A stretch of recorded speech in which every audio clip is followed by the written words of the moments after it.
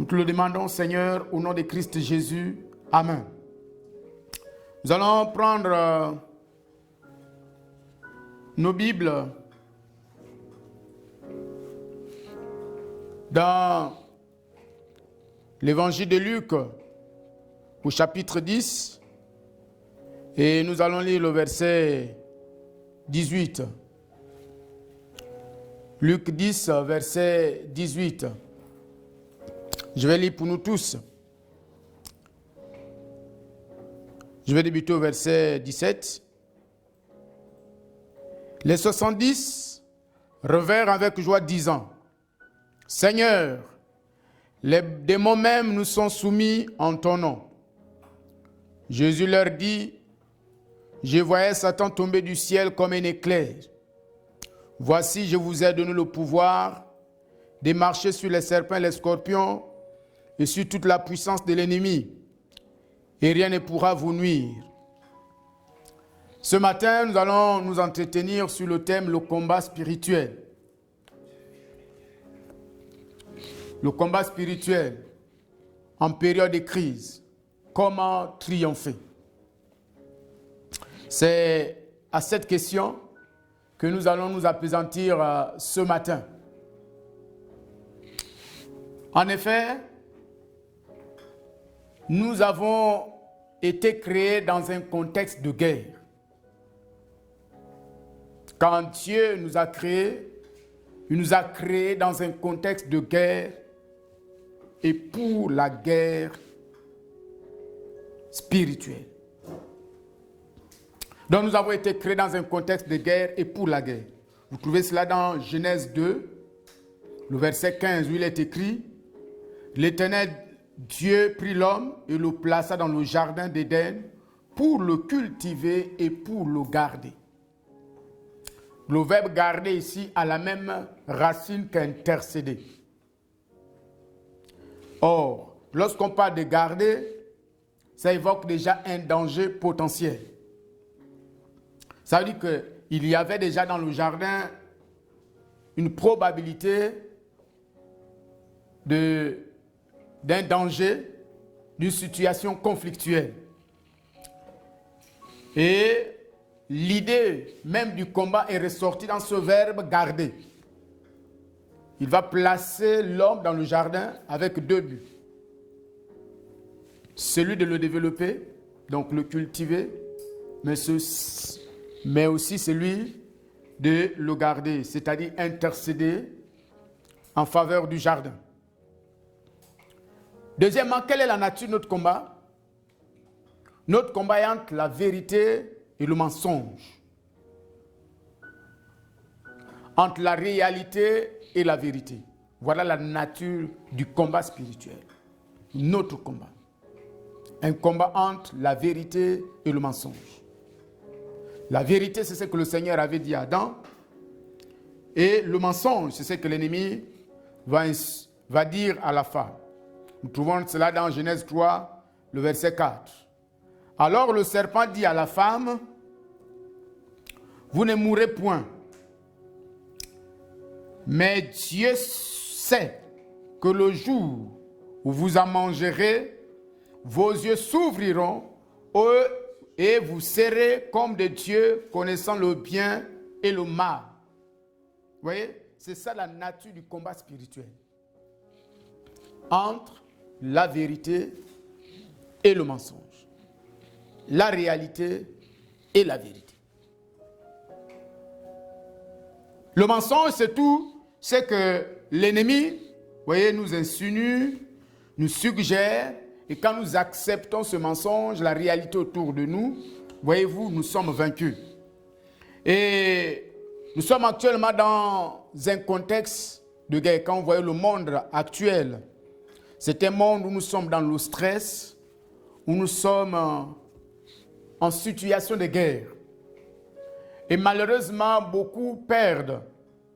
Parce que en guerre, il n'y a que trois possibilités.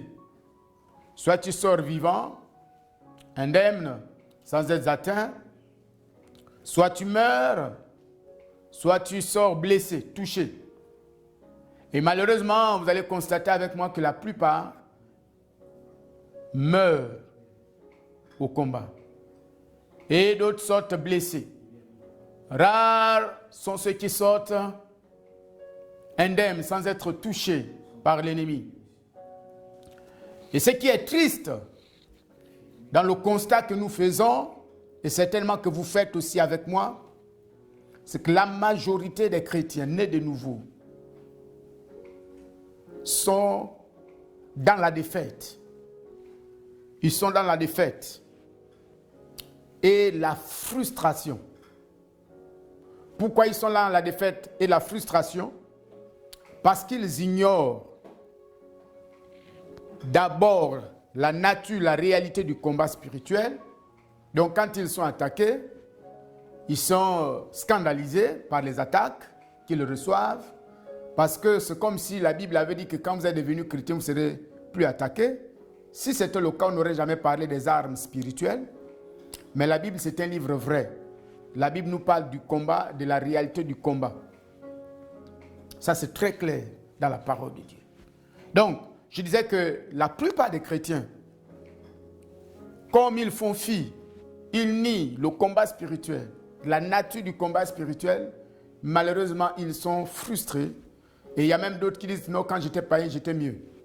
Mais depuis que je suis devenu chrétien là, c'est comme si ma situation est devenue pire. Alors, ce matin, nous allons ensemble voir quelque chose qui est d'une extrême importance. C'est la réalité de la victoire de notre Seigneur Jésus-Christ.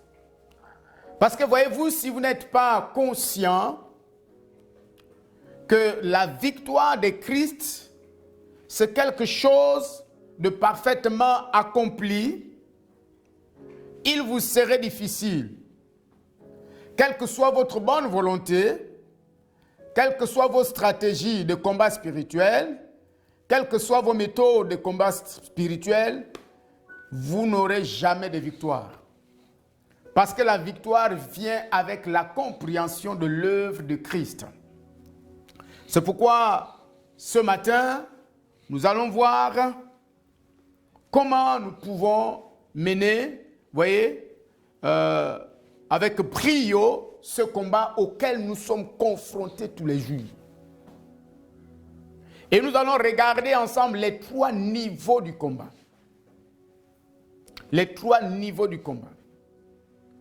Notre objectif ici, ce matin, c'est de voir qu'est-ce que Christ a fait par rapport à ces 3 aspects du combat spirituel. Parce que lorsque le chrétien va en guerre, il part en vainqueur. Et pour vaincre, il va en vainqueur. Il ne va pas chercher une victoire. Il parle en vainqueur. Il est déjà vainqueur. Il est déjà vainqueur. Ça, tu dois le comprendre, ça doit être clair.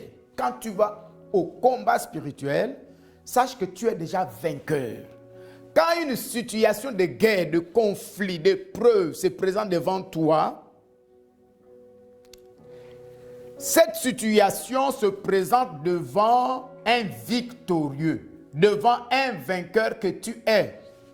Et donc nous allons ce matin examiner les Écritures pour voir comment effectivement nous avons la victoire.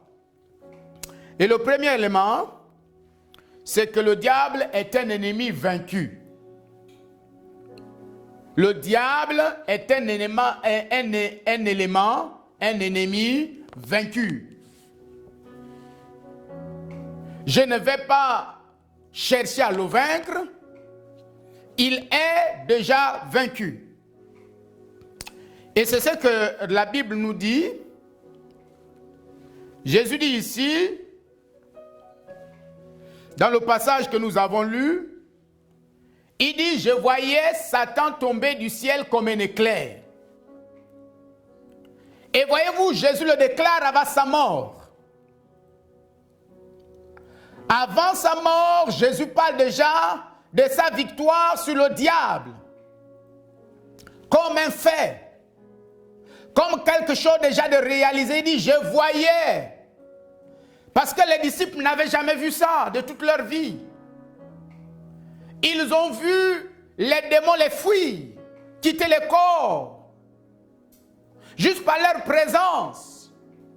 Ils ont vu les démons quitter les corps, juste en proclamant le nom de Jésus. C'était du jamais vu pour eux. Ils ont dit au Seigneur. Quand ils sont revenus de la bataille, ils ont dit au Seigneur, Seigneur, c'est extraordinaire. Ce que nous avons vu, c'est du jamais vu. Mais dès qu'on déclarait ton nom, aucun esprit ne résistait dans un corps. Les esprits partaient d'eux-mêmes. Et Jésus dit effectivement, mes enfants, qu'est-ce qui vous surprend? Mais nous, on n'avait jamais vu ça. C'est du jamais vu pour nous. C'est quoi le mystère? Jésus dit, je voyais Satan tomber du ciel comme un éclair. C'est pourquoi, voyez-vous, frères et sœurs, le ministère de Jésus, Jésus l'avait concentré sur deux choses. La parole. Et les gens venaient vers Jésus pour entendre la parole. Parce que c'est le premier élément, c'est l'élément déclencheur du miracle, de la manifestation de Dieu, la parole. Les gens venaient d'abord recevoir la parole. Et ensuite pour recevoir la guérison. Pourquoi? Parce qu'il est écrit que la foi vient de ce qu'on attend et ce qu'on attend vient de la parole de Christ. Donc ils entendaient d'abord la parole de Christ. Et cette parole produisait en eux la foi. Et dès qu'elle produisait en eux la foi, ils expérimentaient la puissance, la dynamisme. Et la dynamisme se manifestait par la guérison instantanée des miracles, des malades. La dynamisme se manifestait par la délivrance des corps. Des gens qui n'avaient jamais vu, voyaient. Des gens qui n'avaient jamais entendu, entendaient. Des gens qui n'avaient jamais marché, marchaient. Mais quel est le message qui était derrière toute cette manifestation de la puissance divine? Jésus était en train de proclamer la fin du royaume des ténèbres. Il était en train de dire, c'est fini. Le règne des ténèbres est fini. Le règne des œuvres des ténèbres est fini. C'est pourquoi en guérissant les malades, il déclarait sa victoire sur les malades. En délivrant les vies des gens, il déclarait sa victoire sur ceux qui étaient sous l'emprise des puissants des ténèbres. Donc en réalité, le ministère de Jésus était une déclaration prophétique du régime à venir. Mais lequel régime? Le régime de la nouvelle création auquel nous appartenons. Il parlait de l'avènement de notre royaume. Plus un royaume d'échecs dont nous étions tous esclaves, mais un royaume de victoire et de liberté. Et lui-même, Jésus, en tant que dernier Adam, va inaugurer ce royaume. Il va manifester ce royaume. Comment va-t-il le vivre? Comment va-t-il le manifester? En ayant la victoire sur les malades. En ayant la victoire sur les puissances des ténèbres. En ayant même la victoire sur les lois de la nature. Et je suis en train de parler de toi, toi qui es né de nouveau. Que tu appartiens à ce régime nouveau. Ce nouveau régime, inauguré par ton Seigneur et Sauveur Jésus-Christ. Donc, tu vois que le fait que tu sois dans l'apitoiement, le fait que tu sois dans la tristesse, n'a pas sa raison d'être. Le fait que devant une épreuve, tu te mettes à pleurer, tu te mettes dans les plaintes, mais mon Dieu, mon Saint-Esprit, est-ce que tu sais que tu attristes le Saint-Esprit? Parce que c'est une manifestation de l'ignorance. Laquelle ignorance? L'ignorance du régime auquel tu appartiens, de la nature de ce régime. C'est pourquoi vous voyez, qu'est-ce qui va se passer? Jésus, au paroxysme de son ministère, Jésus au paroxysme de son ministère, va tout arrêter et prendre la direction de la croix. Comment vous pouvez comprendre ça? Jésus, c'est-à-dire de la gloire. Tout le monde célébrait Jésus. Tout le monde parlait de Jésus. Les familles étaient joyeuses. Joyeuses d'avoir expérimenté la puissance, la grâce, l'amour et la compassion de Dieu. Tout le monde voulait revivre ce que Jésus a fait d'une manière ou d'une autre. D'autres voulaient être encore des témoins de la manifestation de la grâce de Dieu. Voilà que c'est à ce moment où Jésus arrête tout. Et il prend la direction de Jérusalem. Oh Seigneur Jésus. Oh Seigneur. Il prend la direction de Jérusalem. Et il va dire à ses disciples, je vais aller mourir. Ils ont trouvé cela, mais c'est pas... Mais ça n'a pas de sens ce que tu nous dis. Il dit, le Fils de l'homme doit mourir. Il va être tué. Il va être enseveli. Et il ressuscitera le 3e jour. Pierre n'a pas compris le sens de cette déclaration. Jean n'a pas compris. Tous les disciples n'ont pas compris. Au point que Pierre appelait Jésus à côté et dit à Jésus, bon écoute, s'il te plaît, maître, je sais que toi tu as toute la sagesse. Tu as la sagesse infuse. Mais là, il y a quelque chose qui ne va pas. Comment au moment où ton ministère, Seigneur, bon c'est vrai que je ne suis qu'un disciple, hein, je suis qu'un disciple, mais comment au moment où ton ministère, le monde entier parle de toi aujourd'hui, ton nom est dans toutes les bouches, comment tu peux dire que il faut que tu ailles à Jérusalem et tu dois mourir? Vous voyez? Parce que Pierre ne comprenait pas. Et Jésus va dire à Pierre, arrière de moi, Satan. Parce qu'effectivement, Satan voulait empêcher cette œuvre glorieuse. Pourquoi Jésus décide de tout arrêter et prendre la direction de Jérusalem? Mes frères, notre problème, c'est la révélation de l'évangile, le mystère de l'évangile, qui se résume en 2 choses. La mort, l'ensevelissement et la résurrection de Jésus-Christ. 2 choses. La mort de Jésus et la résurrection de Jésus. Voilà l'évangile. Voilà le nœud, voilà la clé de l'évangile. Voilà tout le mystère de l'évangile se trouve dans ces 2 éléments. Sa mort, sa résurrection.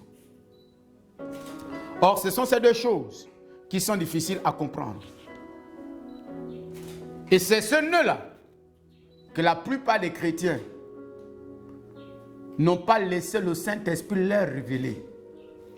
Donc vous voyez, Jésus va prendre la direction de Jérusalem. Pourquoi il prend la direction de Jérusalem? Parce que même si Jésus exerçait son ministère pendant 50 ans ou 100 ans, ça ne devait pas changer la situation de l'homme. L'homme, même s'il guérissait les gens, même s'il délivrait les gens, ça ne changeait en rien la situation de ces derniers. Ils avaient toujours la même nature. Leur corps, oui, était guéri. Oui, c'est vrai. Les démons partaient de leur corps, ça c'est vrai. Mais par rapport à leur nature, ils étaient toujours des esclaves. Or, l'ennemi était intérieur et il fallait détruire l'ennemi de l'intérieur. Et c'est pourquoi Jésus, il va décider de tout arrêter pour aller à la croix. Parce que pour que l'homme expérimente la victoire que Jésus lui-même manifestait, il fallait vaincre l'ennemi de l'intérieur. C'est pourquoi il va alors aller à la croix. Nous allons rapidement prendre nos Bibles dans l'évangile de Matthieu, au chapitre 27, à partir du verset 45. Je vais lire pour nous tous. Depuis la 6e heure jusqu'à la 9e heure, il y eut des ténèbres sur toute la terre. Depuis la 6e heure jusqu'à la 9e heure, il y eut des ténèbres sur toute la terre. Et vers de la 9e heure, Jésus s'écria d'une voix forte, Éloi, Éloi, lama sabachthani, c'est-à-dire mon Dieu, pourquoi m'as-tu abandonné? Quelques-uns de ceux qui étaient là, l'ayant entendu dire, il appelle Élie. Et aussitôt, l'un d'eux courut prendre une éponge qu'il remplit de vinaigre. Et l'ayant fixé un roseau, il lui donna à boire. Mais les autres disaient, laisse, voyons si Élie viendra le sauver. Jésus poussa de nouveau un grand cri et rendit l'esprit. Et voici le voile du temple se déchirant en deux, depuis le haut jusqu'en bas. La terre trembla, les rochers se fendirent, les sépulcres s'ouvrirent, et plusieurs corps des saints qui étaient morts ressuscitèrent. Étant sortis des sépulcres après la résurrection de Jésus, ils entrèrent dans la ville sainte et apparurent à un grand nombre de personnes. Nous allons revenir au verset 45. Depuis la 6e heure jusqu'à la 9e heure, il y eut des ténèbres sur toute la terre. Pendant 3 heures, il y avait des ténèbres sur toute la terre. Elles étaient tellement épaisses que tu ne pouvais pas voir celui qui est à côté de toi. Sur toute la terre. En plein midi. 6 heures, c'est midi. Il y eut des ténèbres sur toute la terre. Pourquoi? Parce qu'il y avait un grand combat dans le monde spirituel.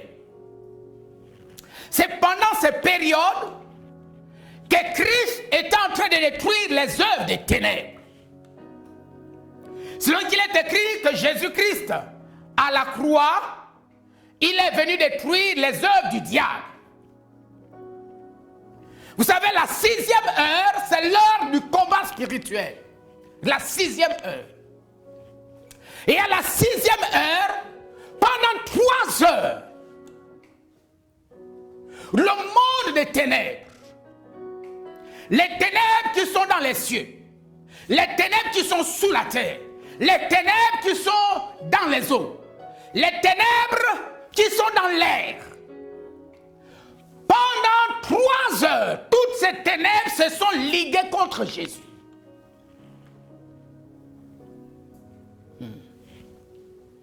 Pendant 3 heures. Et là, à la 9e heure, là, quelque chose va se passer. Parce que la Bible dit jusqu'à la 9e heure. Il y avait les ténèbres sur toute la terre jusqu'à la 9e heure. Donc lorsque a sonné la 9e heure, quelque chose s'est passé. La lumière est revenue sur toute la terre. La lumière, la pleine lumière, a éclairé du coup toute la terre. Pourquoi? Parce que ça déclarait la fin du règne des ténèbres. Je suis en train de te dire, au nom de Christ Jésus, que quel que soit le type de ténèbres qui régnait dans ta vie, je commande, je déclare au nom de Jésus que c'est la fin des ténèbres dans ta vie, par l'autorité du nom de Christ Jésus. Je déclare que ces ténèbres sont finies. Les ténèbres, la disette sont finies au nom de Christ Jésus. Les ténèbres de la maladie sont finies au nom de Christ Jésus. Les ténèbres du stress sont finies au nom de Jésus. Les ténèbres de la peur, je déclare la fin de ces ténèbres par l'autorité du nom de Christ Jésus. Quel que soit le type de ténèbres qui régnait dans ta vie, qui se manifestait dans ta vie, parce que les ténèbres ont pris fin un jour, Je déclare que tu ne vivras plus jamais une vie ténébreuse. Je libère la lumière de la vie. La lumière de la grâce pénètre les profondeurs de ta vie au nom puissant de Christ Jésus. La lumière de la délivrance. Parce que ce jour est un jour de délivrance. Ce jour est un jour de liberté. Je déclare que la lumière de la délivrance, que la lumière de la liberté pénètre les profondeurs de ta vie et de ton existence. Au nom puissant de Christ Jésus. Tu ne connaîtras plus jamais de pleurs. Parce que la Bible déclare qu'à la 9e heure, les ténèbres se sont arrêtées. Les ténèbres ont pris fin. Pourquoi les ténèbres ont pris fin à la 9e heure?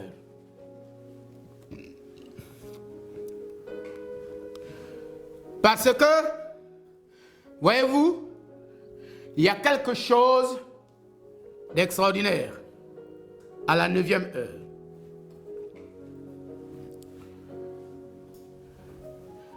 Nous allons revenir à notre passage. Il est écrit: et vers la 9e heure, Jésus s'écria d'une voix forte: Eloi, Eloi, lama sabachthani, c'est-à-dire, mon Dieu, pourquoi m'as-tu abandonné? Regardez, pour la première fois, Jésus va appeler Dieu mon Dieu. Jésus avait toujours appelé Dieu son Père.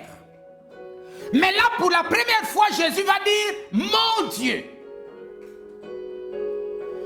Pourquoi? Parce qu'à ce moment, Dieu voyait en Jésus toute l'humanité. Et le cri de Jésus, c'est le cri de toute l'humanité. Je sais qu'il t'est arrivé un jour, il m'est arrivé un jour, de dire: oh Seigneur, pourquoi m'as-tu abandonné? Et Jésus a déclaré le même cri que toi, pour que désormais tu ne dises plus: mon Dieu, pourquoi m'as-tu abandonné? Et à cette heure-là, quand Jésus dit: mon Dieu, pourquoi m'as-tu abandonné? À ce moment, Jésus est devenu péché. Selon 2 Corinthiens 5, le verset 21. Jésus est devenu péché. Or, Dieu est tellement saint. Dieu est tellement saint que Dieu ne pouvait pas garder la même communion avec son Fils.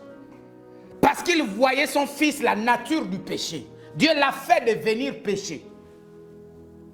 Entre la 6e et la 9e heure. C'est pourquoi la fin, donc au début de la 9e heure, il dit: mon Dieu, pourquoi m'as-tu abandonné? Parce que Dieu a fait devenir Jésus péché. Et Jésus a vécu la séparation avec son Père. C'est-à-dire, il a vécu la mort spirituelle. Or, la mort spirituelle ne concerne pas Jésus. La mort spirituelle concerne tout cela, c'est-à-dire l'être humain pécheur. Mais à cet instant, Dieu voyait en Jésus cette humanité pécheresse. Et Jésus a vécu la mort spirituelle. Est-ce que tu comprends quelque chose? Donc désormais, tu ne peux plus spirituellement mourir. Parce que Jésus est passé par la mort spirituelle. Et toi qui as reçu Jésus comme Seigneur et Sauveur, la mort n'a plus de pouvoir sur toi. Et dès que Jésus est devenu péché, la mort naturelle est devenue possible pour Jésus. Parce que pour que Jésus meure physiquement, pour que Jésus vive la mort physique, la mort naturelle, il fallait que soit trouvé en lui le péché, la nature du péché. Et dès que Dieu l'a fait devenir péché, la mort de Jésus est devenue possible. Et dès que Jésus est mort, la mort est morte avec Jésus. Merci Seigneur. Est-ce que tu comprends? La mort qui te tenait esclave, la mort qui détruisait ta vie, la mort qui gouvernait les dimensions de ta vie, la mort qui t'asservissait, la mort qui a porté la pleurs dans ta maison, la mort qui a porté les plaies dans ton travail, la mort qui a porté les plaies dans la vie de tes enfants, la mort qui a porté les pleurs dans ton mariage. Oh mon frère, dès que Jésus est mort, la mort est morte. Donc la mort de Jésus a déclaré la mort de la mort. Oh! C'est-à-dire que la mort qui a été causée, engendrée par le péché, est morte avec Jésus. Et désormais, la mort n'a plus de victoire sur toi. La mort n'a plus de domination sur toi. Ça, tu dois être conscient de ça quand tu es dans le combat spirituel. Que la mort n'a plus de victoire sur moi. Or, mon frère, aujourd'hui, nous vivons dans une situation de coronavirus. Le coronavirus est un virus de la mort. C'est l'esprit de mort qui l'utilise. Mais sache que la mort de Jésus a mis fin à la mort. La mort de Jésus a mis fin à la mort. Donc au pouvoir du coronavirus, au pouvoir du sida, au pouvoir du paludisme, au pouvoir de la lèpre, au pouvoir du diabète, au pouvoir du cancer, au pouvoir de la haine, au pouvoir de la méchanceté, au pouvoir de la sorcellerie, au pouvoir des sectes, au pouvoir de la magie. La mort de Jésus a mis fin au règne de la mort. Et c'est ça ta victoire. Tu dois être conscient d'elle. Et c'est où à la 9e heure. La 9e heure marquait la fin d'un jour. Et le début d'un autre jour. Parce que dans le calendrier biblique, on dit, il y eut un soir et il y eut un matin. Et donc, la 9e heure, c'est à la 9e heure, c'est la 9e heure qui marque chez les Juifs la fin d'un jour et le début d'un autre jour. Donc ça veut dire qu'un autre jour, une autre vie a commencé avec toi. Dès que Jésus a rendu l'esprit, à la 9e heure, une autre vie a commencé avec toi. Pourquoi? Parce que la mort de Jésus a mis fin au règne des ténèbres. Le règne des ténèbres a perdu son règne avec le règne de avec la mort de Christ. Oh Seigneur, révèle-nous le mystère de la croix. Donc ça a mis fin au royaume, le royaume des ténèbres. Et toi, tu as commencé un autre jour. Tu as commencé un autre jour auquel tu appartiens. Et ce jour-là, vous savez, la 9e heure, c'est l'heure de la miséricorde.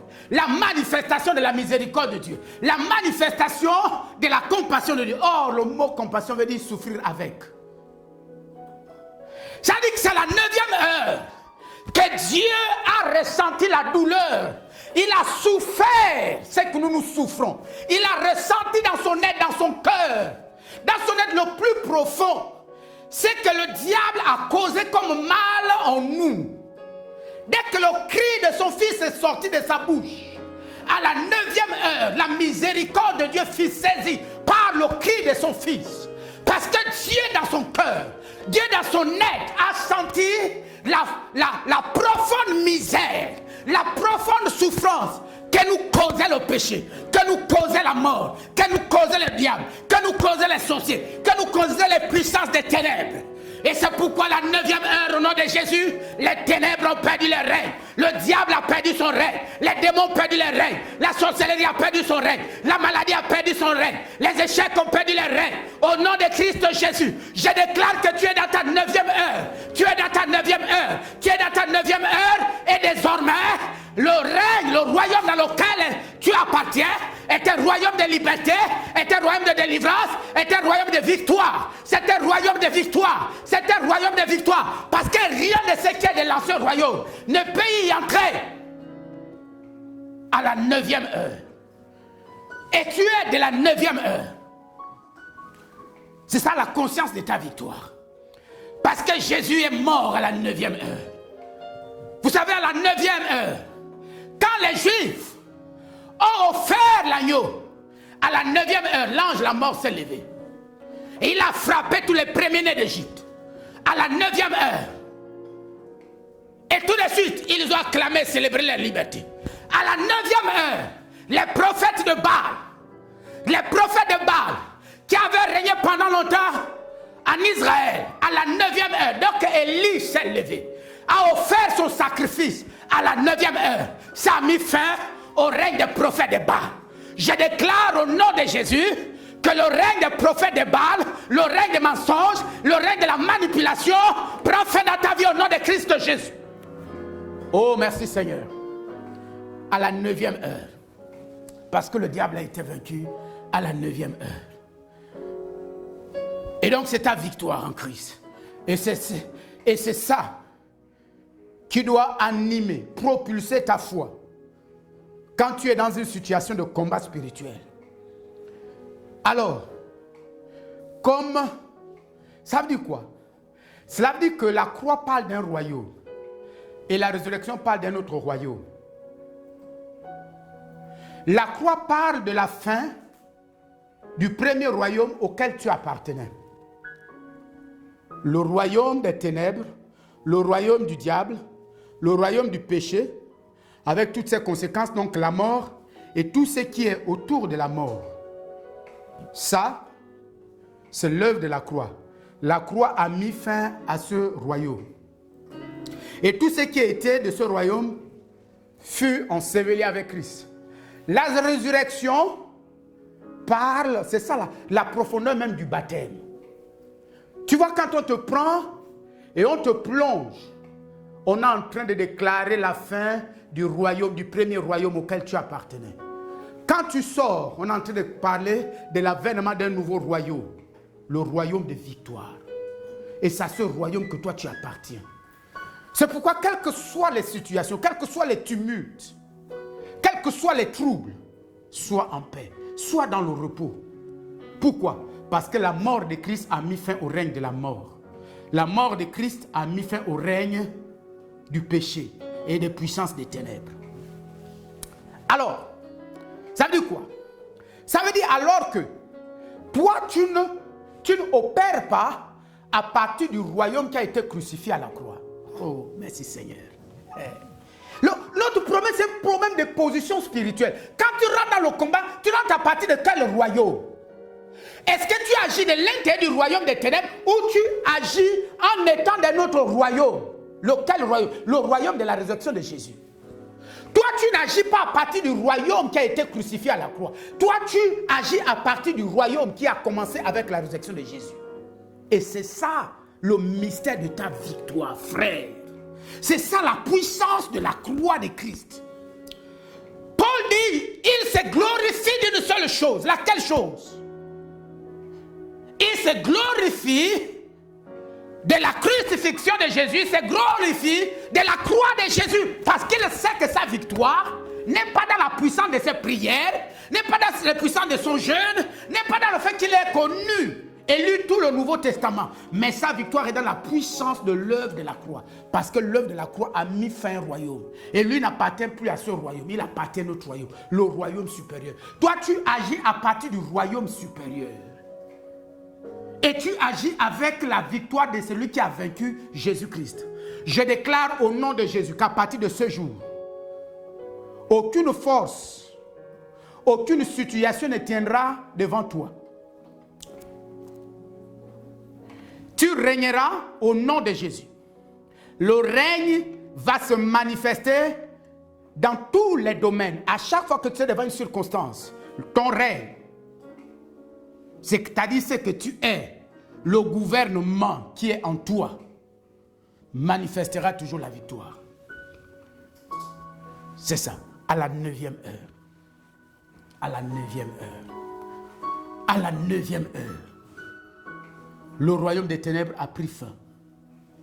C'est ça la puissance de la croix. Dès que Jésus a rendu l'esprit. C'est pourquoi la Bible nous dit quoi? La Bible dit, une porte s'est ouverte. Une porte s'est ouverte, la porte de la bénédiction. Tu n'as plus besoin d'intermédiaire pour arriver à la grâce. La porte est ouverte. Tu peux entrer dans sa présence et sortir avec. Deuxièmement, la Bible dit quoi? La terre a tremblé. Parce que toutes les bénédictions sont dans la terre. La terre a libéré toutes les grâces. Toutes les bénédictions qui étaient liées par la terre. Toutes les paroles que la terre a reçues contre toi. La terre a libéré toutes les grâces qui étaient retenues par elle. Et je déclare au nom de Jésus que tout ce que la terre a retenu pour toi jusqu'à maintenant, t'es libéré au nom de Christ Jésus. Ton mariage est libéré. Ton mariage est libéré. Tes enfants sont libérés. Ton foyer est libéré. Ton emploi est libéré. Ta santé est libérée au nom de Jésus. Ta vie spirituelle, tu connaîtras les profondeurs de Dieu. Tu auras de gloire en gloire, de succès en succès avec Jésus-Christ ta victoire. Et je déclare que le sang de Jésus t'accompagnera dans toute ta victoire. Et qu'aucune puissance, que ce soit le coronavirus, tu ne seras jamais atteint au nom de Christ Jésus. Parce que tu es dans la victoire du sang de Jésus. Alors, frères et sœurs, ce matin, notre enseignement consistait à nous montrer que quand nous allons en guerre spirituelle, nous allons en vainqueur. Parce que Christ a déjà vaincu notre ennemi. Il a déjà vaincu notre ennemi. Et il a vaincu depuis le calvaire. C'est un ennemi vaincu à la croix. Et à la 9e heure, dès que Jésus a expiré, le royaume des ténèbres a pris fin. Son pouvoir a pris fin. Et là a commencé un autre royaume. Ça a commencé un autre jour. Et tu appartiens à ce nouveau jour. Tu appartiens à ce nouveau royaume. Toi, quand tu opères dans le combat, tu n'opères pas à partir du royaume des ténèbres, mais tu opères à partir du royaume de victoire. Oh, mon frère, est-ce que tu comprends? Pourquoi? Parce que toi, tu es le résultat de la résurrection de Jésus. Or, en tant que résultat de la résurrection de Jésus, tu as toute la vie de Jésus. Et tout ce qui est des ténèbres s'est arrêté à la croix. Donc tu peux marcher en vainqueur aujourd'hui. Alors, je vais prier avec toi. Peut-être jusque-là, tu vivais dans la peur. Peut-être jusque-là, tu vivais dans la défaite. Mais tu as compris qu'en réalité, la défaite n'a plus de place dans ta vie. Parce que Christ a vaincu pour que sa victoire soit ta victoire. Donc ce soir, cette matinée est une matinée de célébration. Tu vas dire avec moi, Seigneur Jésus, je te remercie parce que pendant 3 heures, tu es rentré en lutte, en guerre contre mes ennemis. Et à la 9e heure, tu as déclaré ta victoire. Par ta mort, tu as déclaré ta victoire et ma victoire. Seigneur, désormais, je vais en guerre, en vainqueur pour vaincre. Je ne vais pas chercher une victoire, parce que tu as déjà acquis ma victoire. Par ta mort, tu as déjà acquis ma victoire. Par ta mort, la puissance, le règne du royaume des ténèbres a pris fin. Désormais, Seigneur, je suis totalement libre. Et un nouveau jour a commencé pour moi à la 9e heure. Un nouveau jour, une nouvelle histoire, une nouvelle humanité a commencé pour moi à la 9e heure. C'est pourquoi, Seigneur, la terre peut libérer tout ce qu'elle me devait. Oh, merci, Seigneur. La terre peut libérer tout ce qu'elle me devait. Et je déclare au nom de Jésus, je reçois par la foi. Je reçois par la foi. Je reçois par la foi. Je reçois par la foi. Je reçois par la foi. Je reçois par la foi. Je reçois par la foi. Tout ce que la terre avait gardé pour moi. Et je rappelle à la terre que dès que Christ a rendu l'esprit, tu t'es ouverte pour libérer mes bénédictions. Tu n'as plus raison de les retenir. Merci Seigneur. Parce que je ne vais plus pleurer. Au contraire, je vais te célébrer. Je vais te glorifier, marcher dans la victoire. Parce que je n'opère pas à partir du royaume, du premier royaume auquel j'appartenais. Non, j'opère à partir du royaume supérieur, le nouveau royaume. Le royaume inauguré par la résurrection de Christ. C'est à ce royaume que j'appartiens parce que je suis le résultat de sa résurrection. Et lorsque j'opère à partir de ce royaume, Seigneur, je suis toujours victorieux. Et merci parce que je marche dans la victoire.